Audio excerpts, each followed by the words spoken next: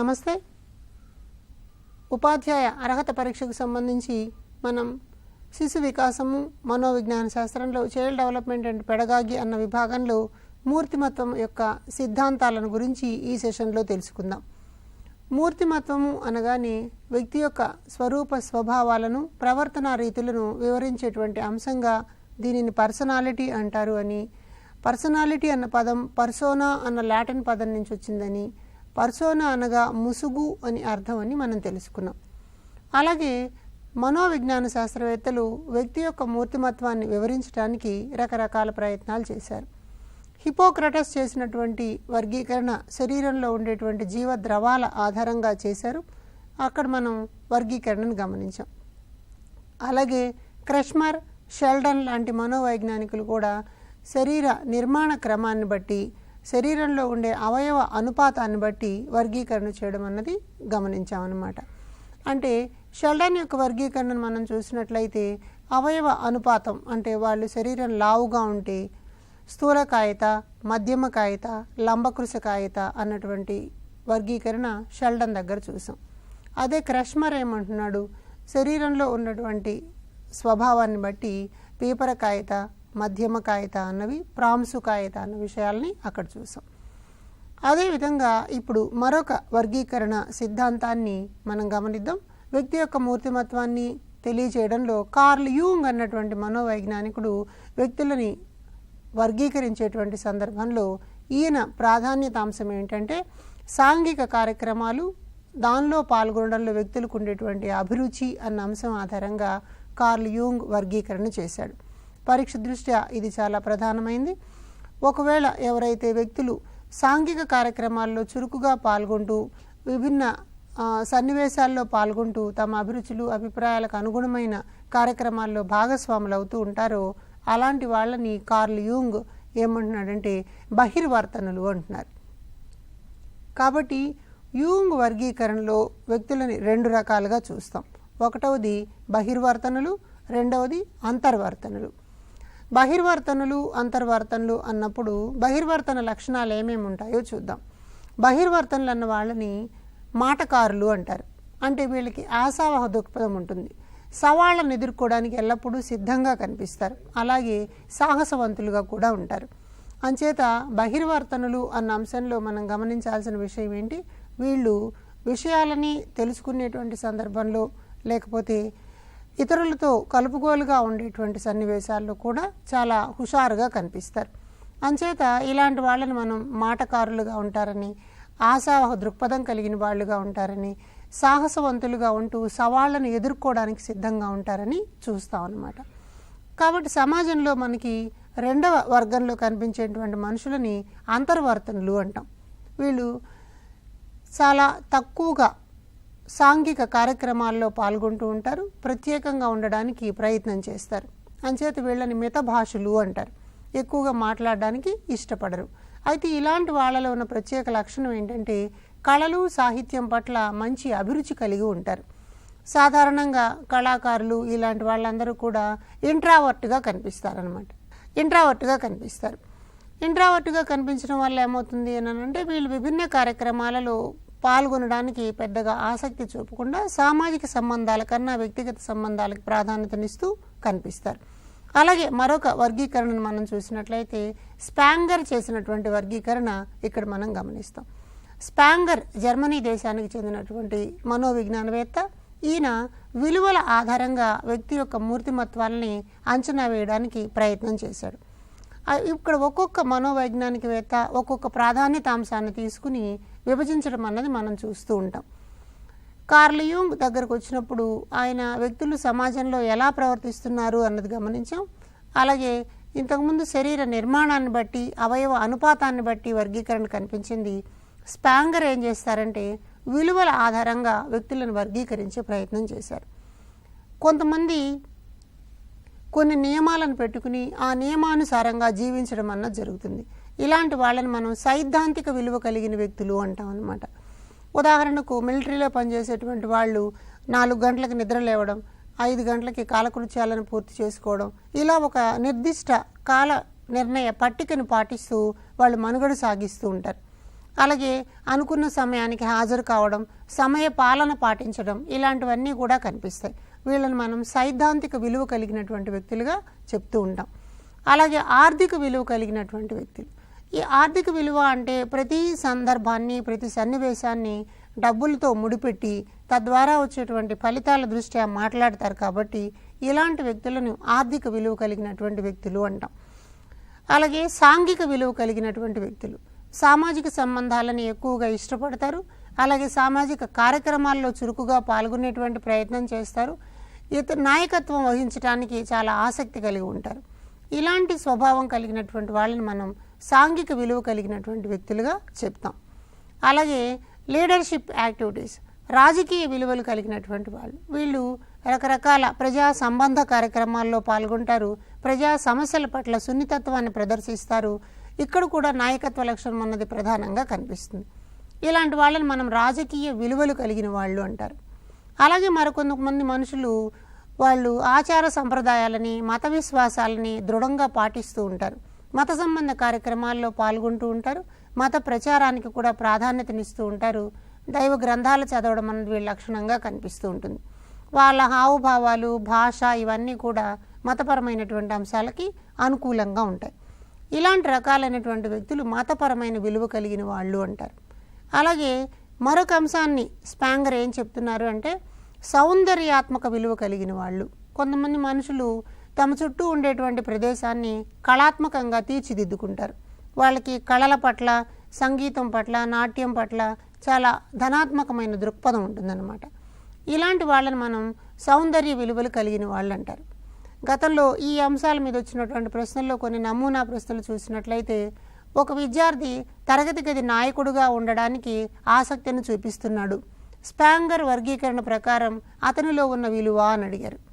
విద్యార్థి తరగతికి నాయకుడిగా ఉండాలి అని అనుకుంటున్నాడు అంటే అప్పుడు ఆయన రాజకీయ విలువని ప్రదర్శించినటువంటి వాడుగా కనిపిస్తాడు. అలాగే ఎవరైనా ఒక విద్యార్థి ఎక్కువ మంది స్నేహితులతో కలిసిమెలిసి ఉండడం అన్న లక్షణం ఉంటే అలాంటి వాళ్ళలో సాంఘిక విలువ ఉన్నది అని అంటాం.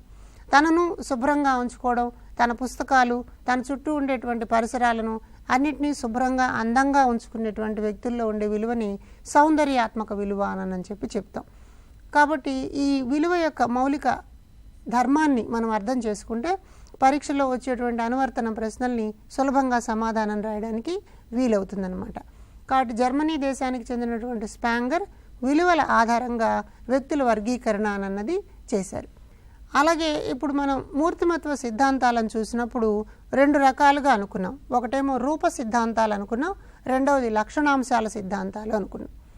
రూప సిద్ధాంతాల్లో శరీరానికి సంబంధించినటువంటి అవయవ అనుపాతం, స్వరూపం, స్వభావం అన్న అంశాల ద్వారా అక్కడ జరిగితే గుణగణాల ఆధారంగా మూర్తిమత్వాన్ని నిర్ధారించడానికి, మూర్తిమత్వాన్ని నిర్వచించడానికి కొన్ని రకాల ప్రయత్నాలు జరిగినాయి.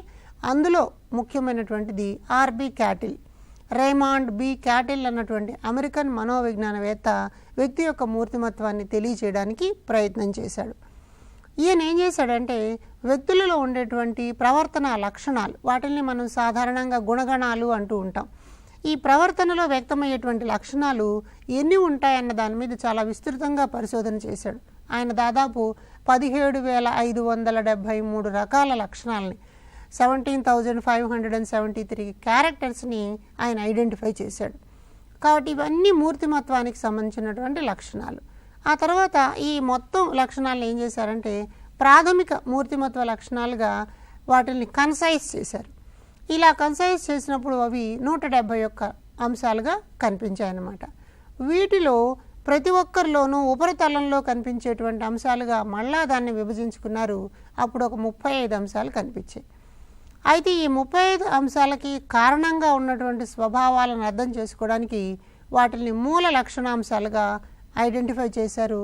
ఇవి 16 ఉంటాయి. అంటే వ్యక్తి ప్రవర్తనలో వెలువడేటువంటి 17,573 రకాల లక్షణాలని మనం మూల లక్షణాలుగా చూసినట్లయితే 16 మూల లక్షణాల ఆధారంగా నిర్మితమవుతూ విస్తృతమవుతూ కనిపిస్తాయన్నమాట. కాబట్టి క్యాటిల్ యొక్క సిద్ధాంతం ప్రకారం ఒక వ్యక్తి సన్నివేశాల్లో పాల్గొన్నప్పుడు ఆయనను పరిశీలించి చూసినప్పుడు చాలా రకాలైనటువంటి ప్రవర్తన లక్షణాంశాలు కనిపిస్తాయన్నమాట. ఆ లక్షణాంశాల యొక్క విశ్లేషణ ఆధారంగా వ్యక్తి ప్రవర్తన ఎలా ఉంది అన్న దాన్ని నిర్ధారిస్తారు. కాబట్టి లక్షణాంశాల సిద్ధాంతంలో ముఖ్యమైన సిద్ధాంతంగా మనం క్యాటిల్ ప్రతిపాదించినటువంటి సిద్ధాంతం గురించి చెప్పుకుంటాం అన్నమాట. రెండవ ముఖ్యమైనటువంటి సిద్ధాంతం ఆల్పోర్ట్, గోర్డాన్ డబ్ల్యూ ఆల్పోర్ట్ అనే అమెరికన్ మనోవైజ్ఞానిక సిద్ధాంతి ప్రతిపాదించినటువంటి సిద్ధాంతాన్ని మనం ఆల్పోర్ట్ సిద్ధాంతం అంటాం. అయితే ఈ ఆల్పోర్ట్ చెప్పినటువంటి సిద్ధాంతంలో ప్రధానంగా ఏం కనిపిస్తుందంటే కొన్ని రకాల లక్షణాలు అందరిలోనూ కనిపిస్తాయి. అంచేత వీటిని ప్రాథమిక లక్షణాలు లేదా సామాన్య లక్షణాలు అంటాం. సామాన్య లక్షణాలు అంటే అందరిలో ఉంటాయి, ప్రతి ఒక్కరిలో ఏదో కొంత శాతం కనిపిస్తూ ఉంటాయి. అలా కనిపించేటువంటి లక్షణాలను జాబితా రాశారు. వాటిని మనం ప్రాథమిక లక్షణాలు లేదా సామాన్య లక్షణాలు అని చెప్పి పిలుస్తాం. అంటే ఒక వ్యక్తిలో సామాన్యంగా ఉండేటువంటి గుణగణాలు చుట్టూ ఉన్న వాళ్ళలో కూడా దాదాపుగా అందరిలో అవే కనిపిస్తాయి. అండ్ ఇలా చూసినప్పుడు కామన్గా ఉండేటువంటి లక్షణం అని అంటాం అన్నమాట. అంటే ఒక వ్యక్తి ఉదాహరణకు ఒక వ్యక్తి నవ్వుతూ మాట్లాడడం, పలకరించడం ఉందనుకోండి, దాదాపు చాలామంది వ్యక్తుల్లో అదే రకపు లక్షణం కనిపించవచ్చు. మాట్లాడడం అన్న లక్షణం సామాన్యంగా అందరిలో కనిపిస్తుంది. నవ్వుతూ మాట్లాడడం, ఆనందంగా పలకరించి మాట్లాడడం, ఆప్యాయంగా మాట్లాడడం అన్నటువంటివి కొందరికి మాత్రమే కనిపిస్తాయి. కాబట్టి ఇలా ఉంటే దాన్ని మనం ప్రత్యేక లక్షణం అంటాం. అంటే ఈ ప్రత్యేక లక్షణం ఒక వ్యక్తి నుంచి మరొక వ్యక్తికి పోల్చి చూసినప్పుడు తేడాగా కనిపిస్తుంది. అంటే సామాన్య లక్షణాలేమో అందరిలోనూ కనిపిస్తాయి, ప్రత్యేక లక్షణాలు కొందరికి పరిమితమై మాత్రమే కనిపిస్తాయి. అలా కాకుండా మాధ్యమిక లక్షణాలు అని కొన్ని ఉంటాయి. ఈ మాధ్యమిక లక్షణాలు అన్నవి ఒక్కొక్కసారి చూసినప్పుడు అందరిలో కనిపిస్తాయి, కానీ అన్ని సందర్భాలలో కనిపించవు. అలాగే ఒక వ్యక్తిలో ప్రత్యేకంగా ఉన్నాయి అని అనుకుంటాం, కానీ ఇది చాలామందిలో కనిపించడానికి కూడా అవకాశం ఉందన్నమాట. అయితే ఇలా ఉండేటువంటి లక్షణాలని మనం మాధ్యమిక లక్షణాలు అంటాం. ఇవి చాలా తక్కువగా ఉంటాయి. కాబట్టి ఆల్పోర్ట్ సిద్ధాంతంలో మనం గమనించాల్సిన అంశం ఏమిటి? లక్షణాలు ఏమేమి ఉన్నాయి, లక్షణాంశాలు ఏమేమి ఉన్నాయి అన్న విషయాలను చూస్తాం. వాటిని 3 రకాలుగా వర్గీకరిస్తాము. ఒకటేమో ప్రాథమిక లక్షణాలు లేదా సామాన్య లక్షణాలు అంటాం. ఇవి ప్రతి వ్యక్తిలోనూ కనిపిస్తాయి. రెండవది కేంద్ర లక్షణాలు లేదా ప్రత్యేక లక్షణాలు అంటాం. ఇవి ఆ వ్యక్తికి మాత్రమే పరిమితమై అతనిలో కనిపిస్తాయి. మరొక లక్షణాన్ని మనం మాధ్యమిక లక్షణాంశం అంటున్నాం. ఇవి దాదాపు పరిమితంగా ఉంటాయి. అంటే అటు అందరిలోనూ కనిపించేవిగా, ఇటు కొందరిలో కనిపించేవిగా, 2 రకాలుగాను ఉంటాయి. అలాంటి వాటిని మనం మాధ్యమికమైన లక్షణాలు అని చెప్పి చెప్తాం అన్నమాట. కాబట్టి ఒక పిల్లవాడు తరగతి గదిలో అందరితో కలుపుగోలుగా మాట్లాడుతూ ఉన్నాడు అని అన్నప్పుడు అది అతని ప్రత్యేక లక్షణమా సామాన్య లక్షణమా అనాలి అని అంటే అది ఆ విద్యార్థికి సంబంధించిన ప్రత్యేక లక్షణం. పిల్లలందరూ మాట్లాడుకుంటూ ఉండడం అన్నది సామాన్య లక్షణం అన్నమాట. అలాగే పరిమితంగా ఉండేటువంటి మధ్యస్థ లక్షణాలు కొన్ని ఉంటాయి. స్నేహం, సహకారం, ఇతరులతో భావాలను పంచుకోవడం, ఇలాంటివన్నీ కొంతవరకు అందరిలో కనిపిస్తూ ఉంటాయన్నమాట. ఇలా ఆల్పోర్ట్ వ్యక్తులు ఇతర సన్నివేశాల్లో ఎలా తమ భావాలని అభిప్రాయాలని పంచుకుంటారు, ప్రత్యేక లక్షణాలను పొందుతారన్న విషయాల్ని ఈ సిద్ధాంతంలో గమనించవచ్చు. అట్లాగే మరొక ముఖ్యమైనటువంటి సిద్ధాంతాన్ని మనం ఏమంటున్నాం అంటే ఐజెంక్ ప్రతిపాదించినటువంటి సిద్ధాంతం. కార్ల్ ఐజెంక్ చెప్పినటువంటి విశేషంలో 2 రకాలైనటువంటి విశేషాలు ఉంటాయి. ఇందాక మనం అనుకున్నట్లు బాహ్యంగా కనిపించేటువంటి స్వభావం, దానిని మనం బాహ్యవర్తనం అంటున్నాం లేదా బహిర్వర్తనం అంటాం. అలా కాకుండా వ్యక్తి అభిప్రాయాలను తనలోనే ఉంచుకుని ప్రవర్తించేటువంటి విధానాన్ని అంతర్వర్తనం అంటాం. కాబట్టి బహిర్వర్తనం, అంతర్వర్తనం 2 కూడా ఐజెంక్ ప్రతిపాదించినటువంటి లక్షణాలు. అంటే వ్యక్తులు బహిర్వర్తనలుగా ఉండవచ్చు, లేకపోతే అంతర్వర్తనలుగా కూడా ఉండవచ్చు.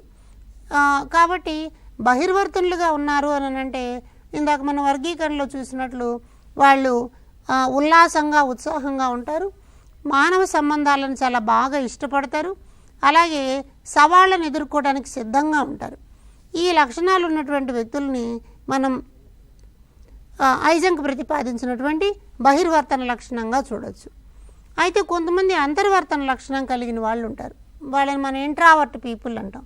ఈ ఇంట్రావర్ట్ లేదా అంతర్వర్తనం అనేటువంటి వాళ్ళు ఇతరులతో కలవడానికి ఇష్టపడరు, సామాజిక సంబంధాలను ఇష్టపడరు.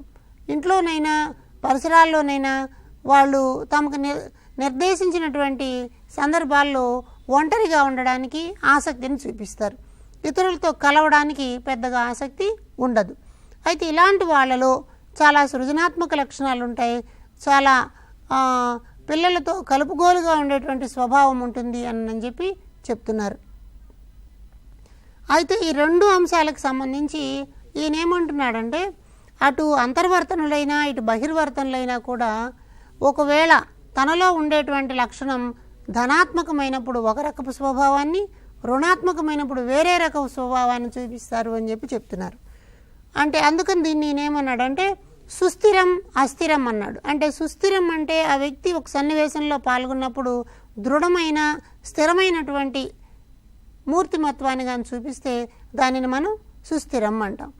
అలా కాకుండా సన్నివేశంలో పాల్గొన్నప్పుడు మా ప్రవర్తన కొంచెం అలజడితో కూడిందిగా ఉండడము, అక్కడ సర్దుబాటు చేసుకోవడానికి ఎక్కువ సమయాన్ని తీసుకోవడం లేదా తప్పు చేయడం ఇలాంటివన్నీ ఉంటే దాన్ని మనము సున్నితత్వంతో కూడినటువంటి లక్షణం కాబట్టి దాన్ని మనం అస్థిరం అని చెప్పి చెప్తాం. అంటే వ్యక్తుల్లో సుస్థిర లక్షణాలు ఉంటాయి, అస్థిర లక్షణాలు ఉంటాయి. అంటే బాహ్య ప్రవర్తన ఉన్నప్పుడు బహిర్వర్తనులుగా ఉన్నప్పుడు కూడా సుస్థిరం అస్థిరం అన్న లక్షణాలు ఉండొచ్చు. అంతర్వర్తనుడుగా ఉన్నప్పుడు కూడా రెండు రకాల లక్షణాలు ఉండొచ్చు అన్నమాట. అయితే ఒక వ్యక్తిలో ఉదాహరణ చూస్తే ఆలోచనాపరుడు అన్నది సుస్థిరంగా ఉండేటువంటి లక్షణం అయితే దాని యొక్క అస్థిర రూపాన్ని మితభాషిత్వం అంటారు. ఆలోచనాపరుడైనటువంటి వాళ్ళు చాలా నెమ్మదిగా కొంచెంగా మాట్లాడితే దానిని మనం మితభాషిత్వం అంటాం. అలాగే నాయకత్వ లక్షణాలు, నాయకత్వము అని అన్నది సుస్థిరంగా కనిపించేటువంటి లక్షణం అయితే సున్నితత్వము అనేది దాని యొక్క అస్థిరపరమైనటువంటి రూపం అన్నమాట. అంటే ఒకవేళ అస్థిరపరమైనటువంటి రూపం ఎందుకు ఏర్పడుతుంది? అంతర్వర్తన లేదా బహిర్వర్తనానికి సంబంధించి ఏర్పడేటువంటి సన్నివేశాలు సందర్భాల్లో ఎదురైనటువంటి అంశాలను బట్టి ఆ విషయం పట్ల ఒక సున్నితత్వం ఏర్పడవచ్చు. ఎదురైన సన్నివేశాల్లో ఉన్నటువంటి సంక్లిష్టతల పట్ల ఒక నాయకత్వ లక్షణాన్ని పెంపొందించుకోవచ్చు. అంచేత సుస్థిరము అస్థిరము అన్న రెండు రకాలైనటువంటి కోణాల్లో ఐజెంక్ కొత్త సిద్ధాంతాన్ని తెలియజేశాడు. కాబట్టి ఐజెంక్ సిద్ధాంతంలో మనకి ప్రధానంగా ఏం గుర్తుపెట్టుకోవాలి? అంతర్వర్తనలు బహిర్వర్తనలు అన్న అంశాన్ని గుర్తుపెట్టుకోవాలి. అలాగే మరొక ముఖ్యమైనటువంటి అంశాన్ని చూద్దాం. ఇంతకుముందు మనం పరిశీలించి చూసినట్లు రూప సిద్ధాంతాలు లక్షణాంశాల సిద్ధాంతాలతో పాటు మరొక దాన్ని కన్స్ట్రక్టివిస్టిక్ థియరీస్ అంటాం. ఇవి నిర్మిత సిద్ధాంతాలు అంటాం. మనోవిజ్ఞాన శాస్త్రంలో ఆధునిక కాలంలో విస్తృత ప్రాచుర్యం పొందినటువంటి సిద్ధాంతం మనోవిశ్లేషణ సిద్ధాంతం. కాబట్టి ఈ మనోవిశ్లేషణ సిద్ధాంతాన్ని ఫ్రాయిడ్ చెప్పాడు. ఆయన సిగ్మండ్ ఫ్రాయిడ్ అంటాం. ఆస్ట్రియా దేశానికి చెందినటువంటి ఫ్రాయిడ్ మనోవిశ్లేషణ అన్న సిద్ధాంతాన్ని కనుక్కున్నాడు. అయితే యాక్చువల్గా మనోవిశ్లేషణ అన్నటువంటి అంశాన్ని చూసినప్పుడు అదొక మానసిక పరమైనటువంటి చికిత్స పద్ధతులకి ఉపయోగించే విధానం. దాని ఆధారంగా ఆయన ఒక మూర్తిమత్వ సిద్ధాంత పరిశోధన అంశంగా రూపొందించాడు. అలాగే మరొక సిద్ధాంతాన్ని మనం ఎరిక్సన్ ప్రతిపాదించిన మనోసాంఘిక వికాస సిద్ధాంతము అంటాం. ఇంతకుముందు మనం ఎలిజబెత్ హర్లాక్ మానవ వికాస దశల గురించి చెప్పిన సందర్భంలోనే ఎరిక్సన్ యొక్క సాంఘిక వికాస దశల గురించి కూడా తెలుసుకునే ప్రయత్నం చేశామన్నమాట.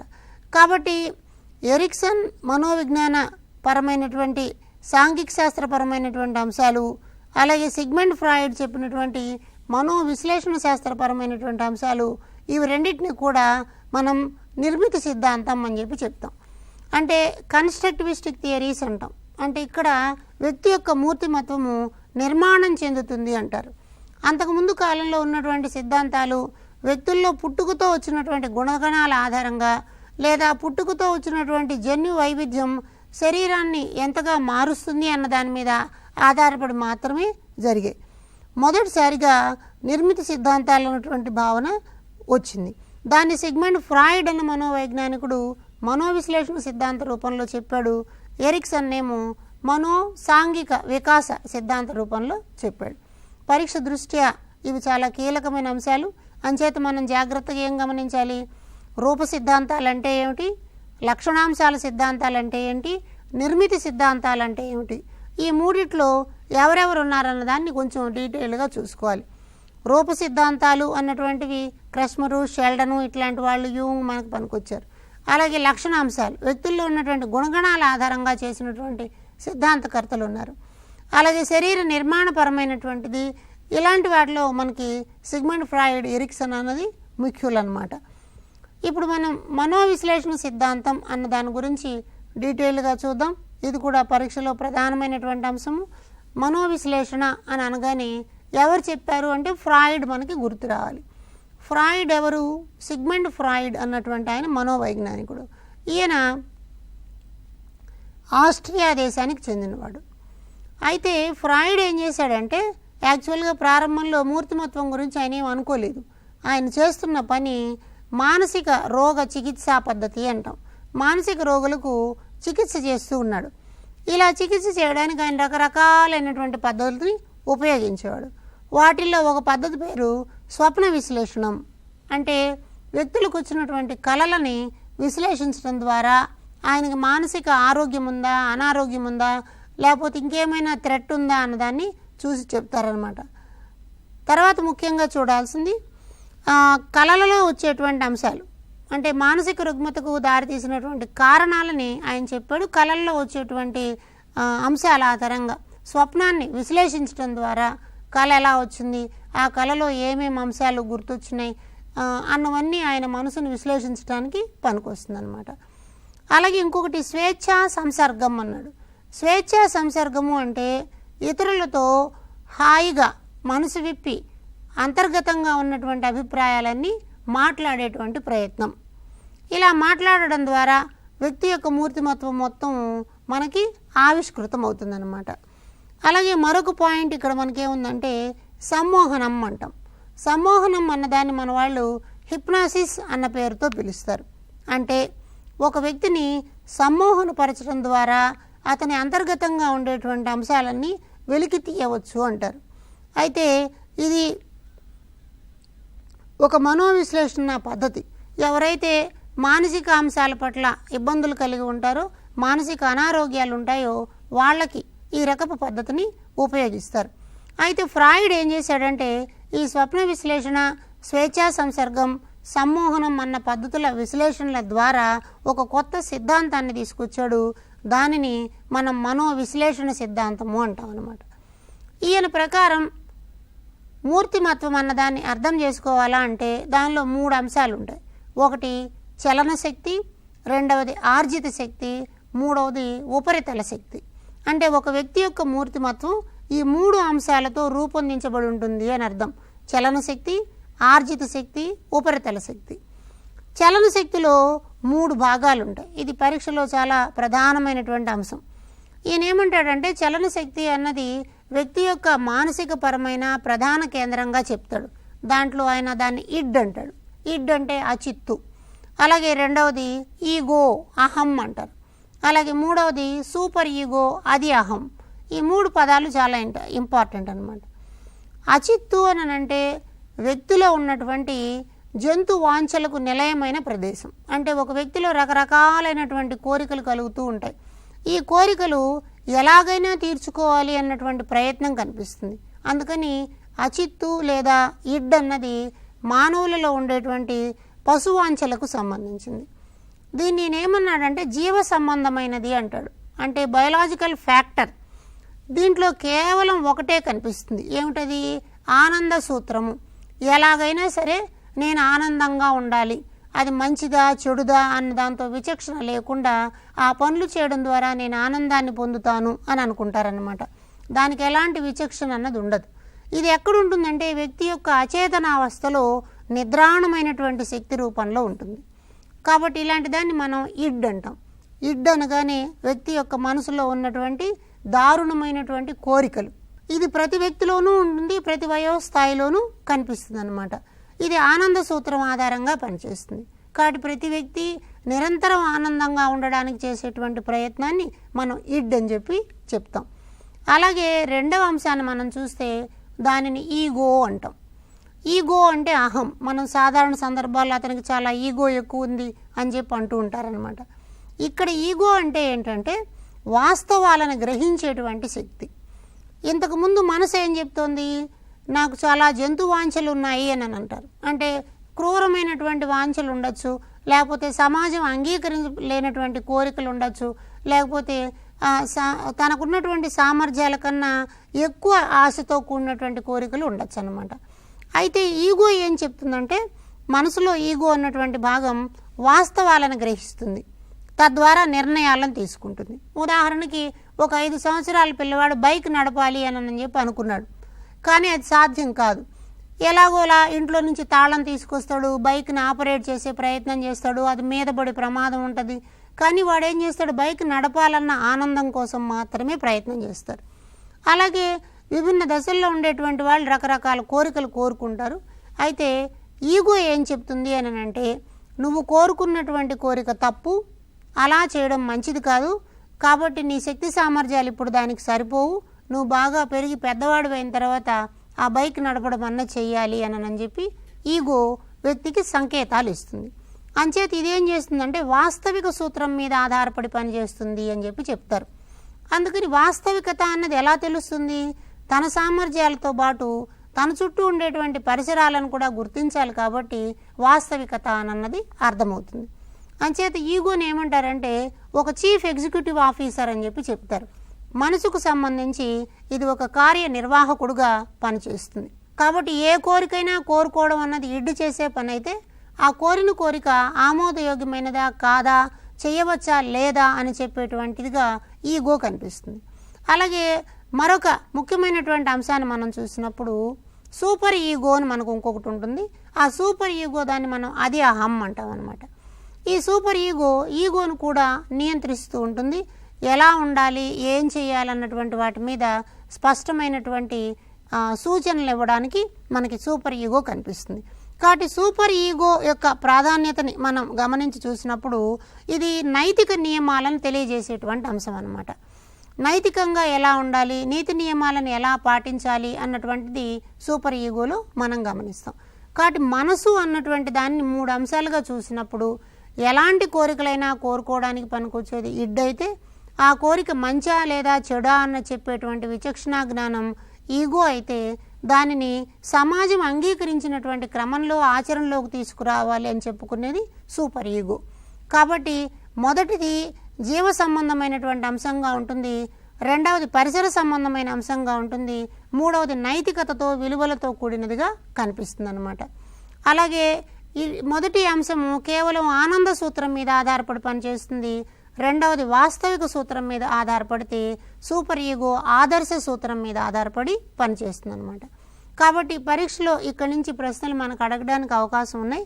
ఇడ్ అంటే ఏంటి, ఈగో అంటే ఏంటి, సూపర్ ఈగో అంటే ఏంటి, అక్కడ పరిసర సంబంధ కారకాల మీద ఆధారపడేది ఏంటి, జీవ సంబంధ కారకాల మీద ఆధారపడేది ఏంటి, ఇలాంటి అంశాల మీద ప్రశ్నలు రావడానికి అవకాశాలు ఉన్నాయి. కాబట్టి వ్యక్తి యొక్క మూర్తిమత్వంలో ఇది ఒక భాగంగా చూస్తాం. రెండవ భాగాన్ని ఆర్జిత శక్తి అంటాం. ఆర్జిత శక్తి అన్న దానిలో 2 రకాల విశేషాలు కనిపిస్తాయి. ఒకటి బ్రతకాలి అన్నటువంటి కోరిక, రెండవది మరణించాలి అన్నటువంటి కోరిక. బ్రతకాలన్నటువంటి కోరికని ఈరాస్ అని చెప్పి చెప్తారు. అలాగే జీవించాలి అని ఉండేటువంటి కోరికని ఈరాస్ అని చెప్పి చెప్తారు. అలాగే మరణించాలన్నటువంటి కోరిక ఉంటుంది, దాన్ని థేనటాస్ అంటారు.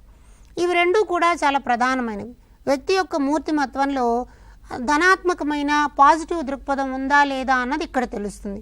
చాలామంది ఎన్ని కష్టాలనైనా ఎదురొడ్డి జీవిత లక్ష్యాలను సాధించే వాళ్ళు మనకు కనిపిస్తారు. అలాంటి వాళ్ళలో ఉన్నటువంటి ఆర్జిత శక్తిని మనం జీవితేచ్ఛ లేదా ఈ రాస్ అంటాం. కొంతమంది తాముకు అన్ని సౌకర్యాలు ఉన్నా కూడా ఒక నిరాశ నిస్పృహకు లోనై మరణించాలని ఆత్మహత్యలకు వెళ్ళేటువంటి వాళ్ళు కనిపిస్తారు. ఇలాంటి దాన్ని థేనటాస్ అంటాం అనమాట. అలాగే మరొక ముఖ్యమైన అంశం ఏంటంటే ఉపరితల శక్తి, పెరిఫెరల్గా ఉండేటువంటి ఎనర్జీ. దీంట్లో మనకి చేతన అంటే వర్తమానంలో ఉండేటువంటి అనుభవాలు మనకు కనిపిస్తాయి. దీనిలో కూడా 3 రకాల భాగాలు ఉంటాయి. చేతన, ఉపచేతన, అచేతన అంటాం. చేతన అంటే ప్రస్తుతం వర్తమాన కాలంలో జరుగుతున్నటువంటి అనుభవాలన్నీ అందులో నిక్షిప్తమై కనిపిస్తాయి అన్నమాట. ఏవైతే మంచిగా ఉంటాయో, ఏవైతే మనం కావాలని కోరుకుంటామో అలాంటివన్నీ కూడా మనకి వర్తమాన అనుభవాలుగా కనిపిస్తాయి. అలాగే ఉపచేతన అన్నది కొంత ప్రయత్నం మీద అనుభవాలను మనం గుర్తుకు తెచ్చుకోవడానికి ప్రయత్నం చేస్తాం. అంటే ఇష్టమైనవి మాత్రమే అక్కడ పెట్టుకుంటాం, ఇష్టం లేనివన్నీ వదిలేస్తాం అన్నమాట. అయితే అచేతన అన్నది మరొక ముఖ్యమైన మానసిక వ్యవస్థ. ఇందులో మనిషి సాధించలేని తీరని కోరికలన్నీ అందులో నిబిడీకృతమై ఉంటాయి. అంటే ఉదాహరణకి ఒక వ్యక్తి ప్రధానమంత్రి కావాలనుకున్నాడు, అది అందరికి సాధ్యం కాదు. కానీ ఆయన దాన్ని ఆ కోరిక పెట్టుకున్నాడు అనుకోండి, నేను పెద్ద కారులో వెళ్ళాలి, పెద్ద విల్లాలో నివసించాలని. అలాంటివి అచేతనలో ఉండిపోతాయి. కొన్ని సాధారణంగా ఉండేటువంటి అనుభవాలన్నీ చేతనలో ఉంటాయి. కాబట్టి పాఠశాల అన్వయాలలో పిల్లల ప్రత్యక్ష అనుభవాలని మనం పరిగణలోకి తీసుకుని వాళ్ళ చేతనావస్థలో ఉన్నటువంటి అనుభవాలకి తరగతి గది అభ్యసనాన్ని జోడించినప్పుడు తొందరగా నేర్చుకుంటారు. అలాగే కొంత ప్రయత్నం మీద గుర్తుకు తెచ్చుకునేటువంటి సన్నివేశాన్ని మనం ఉపచేతనం అని చెప్పి అంటాం. ఎప్పటికీ తీరని కోరికలు లోపల నిక్షిప్తమై ఉంటే అలాంటి వాటిని అచేతన అంటారు. కాబట్టి ఫ్రాయిడ్ మనసుని విశ్లేషిస్తూ ఆర్జిత శక్తి, చలన శక్తి, ఉపరితల శక్తి అన్నటువంటి 3 భాగాలుగా మనం మూర్తిమత్వాన్ని ఇక్కడ పరిశీలిస్తున్నాం. అయితే ఈయన మరొక ప్రధానమైన అంశాన్ని ఏం చెప్పాడంటే మనోలైంగిక వికాస దశల గురించి మాట్లాడాడు. ఫ్రాయిడ్ చెప్పినటువంటి మనోలైంగిక వికాస దశలకి ఆధారం ఏంటంటే లైంగిక వాంఛలు, లిబిడో అంటాం. ఈ లిబిడో అన్నదాని ఆధారంగా జీవన వికాస దశల్ని చెప్పారు. ఎలిజబెత్ హర్లాక్ చెప్పినటువంటి మాదిరిగా, ఎరిక్సన్ చెప్పిన మాదిరిగా ఫ్రాయిడ్ ఏం చెప్తున్నాడంటే లిబిడో అన్నదాని ఆధారంగా, లైంగిక వాంఛ అన్నదాని ఆధారంగా వికాస దశల్ని చెప్పారు.